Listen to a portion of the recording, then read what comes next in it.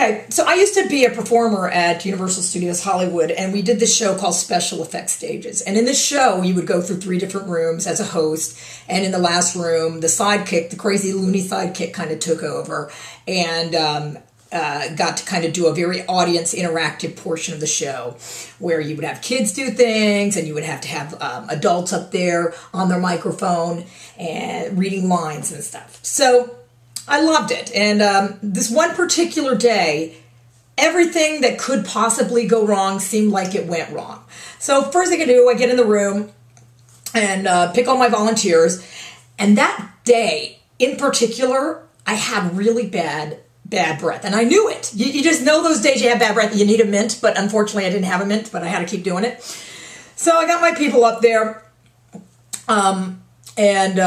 One little girl was at this thing where you had to do waters with a plunger. So, I kind of went down to the little girl. I was like, hi, okay, here's what we got to do here. When the thing goes, you're just going to go like that. You got it? And the little girl goes, it stinks. And I knew she was talking about my breath. But I was like, oh my gosh, my cover is blown. So I'm like, oh yeah, honey, we probably got to change the water in that thing. Okay, moving on. So then I get to the guy who I had picked to be my microphone to read the lines. And I picked this guy because he looked like he had a big wad of like big league chew in the side of his mouth. And I'm like, oh my gosh, who does this guy think he is? I can't believe he comes to my show with this bubble gum in his mouth. So I was like, I'm going to get him. So I pull him up on stage and, I'm like, hi, what's your name? And got his name. And I'm like, okay, Bill, what you got in your mouth?